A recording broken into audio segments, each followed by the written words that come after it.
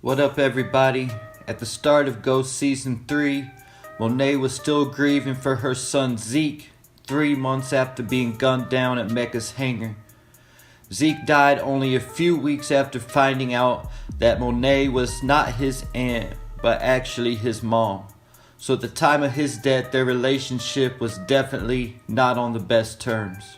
This probably made it even harder on Monet, on top of coping with the fact she lied to the child for his entire life, and her exit plan of following Zeke to the NBA was now completely gone also.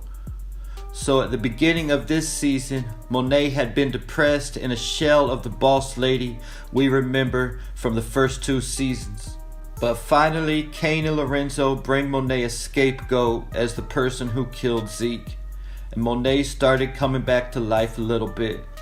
But she had a new problem now. Detective Kevin Whitman, who is completely obsessed with taking her down, specifically for the death of Carrie Milgram, that I believe we still haven't heard the full story of what actually happened. So Monet puts a plan into play to take out this problem, much like Ghost would have done.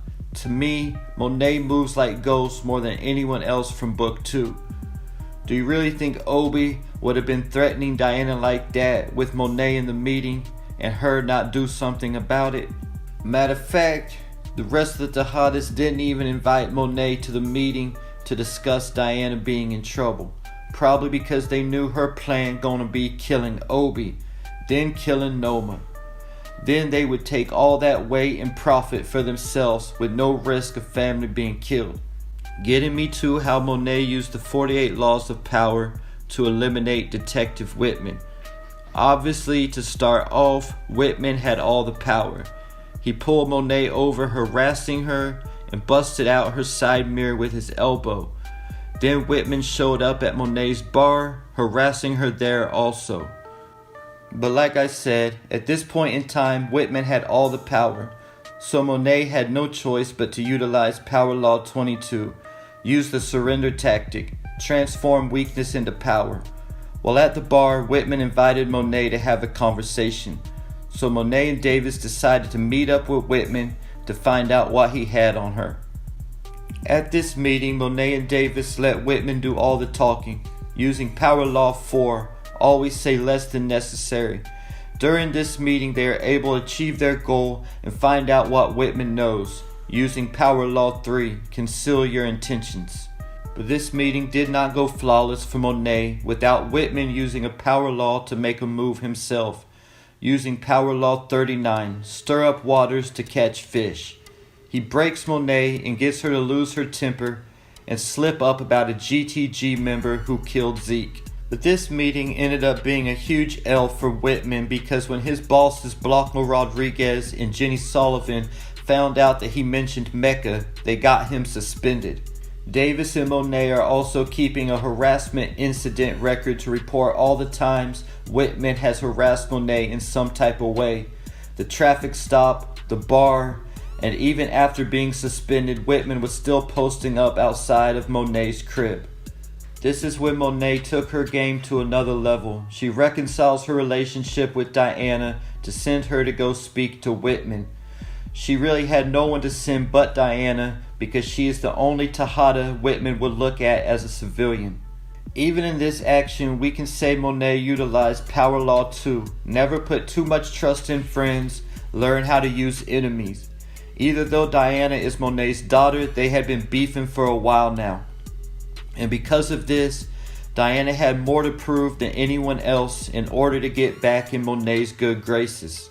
So Diana shows up at her meeting with Detective Whitman, immediately using Power Law 3, conceal your intentions, by throwing Whitman off by telling him that she was there to find out who killed Zeke. Then Diana uses Power Law 14, pose as a friend, work as a spy, by telling Whitman that she can't help him prove a murder, but she can't let her get away with one either. And she told Whitman that Monet sent her there to lie to him. Throughout this conversation, Diana is also utilizing Power Law 12. Use selective honesty and generosity to disarm your victim. She proceeds to tell Whitman that Monet has a separate set of books for the bar in the bedroom, which he could use to convict her of money laundering. Utilizing Power Law 33, discover each man's thumbscrew. And obviously Whitman's thumbscrew was his desire to take down Monet at any cost. Then Whitman asks Diana to get the books for him, but she tells him she can't because she's not even allowed at the house. She tells Whitman to just get a warrant, knowing he is suspended and wouldn't be able to do that. Utilizing Power Law 35, master the art of timing. If Whitman was not suspended, this whole plan wouldn't have worked. Getting me to Power Law 31, control the options, get others to play with the cards you deal. Whitman, desperate now to get these books, only had one option: break into the Tejada household to get the books. And Diana says she will find out when her parents won't be home and put a spare key under the mat by the back door. Before leaving, to make sure he wasn't being played, he asked Diana why she decided to cooperate with him. And she said instead of separating herself from her family, Monet is the one who needs to go. Utilizing Power Law 43, work on the hearts and minds of others. And now Whitman is completely convinced and ready to make his move. Then after Whitman breaks into the house and is ready to head upstairs for the books, he bumps into Diana, who calls 911, and he turns around to see Monet pointing a gun at him. Then Monet uses Power Law 15, crush your enemy totally. If Monet wouldn't have killed Whitman, she would have been leaving Diana exposed for setting him up. But more importantly, it wouldn't change the fact that he knows about all those bodies.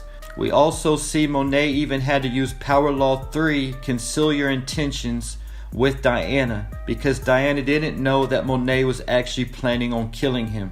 After this, Monet had Diana punch her in the face and do something to the door to make it look like a break-in, using Power Law 29, plan all the way to the end.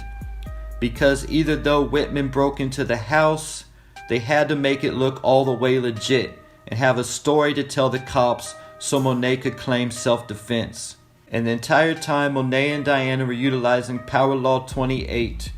Enter in action with boldness. That's why Davis couldn't say nothing to Monet but "you a bad shh" when he got to the house. And there you have it. Leave your thoughts in the comments.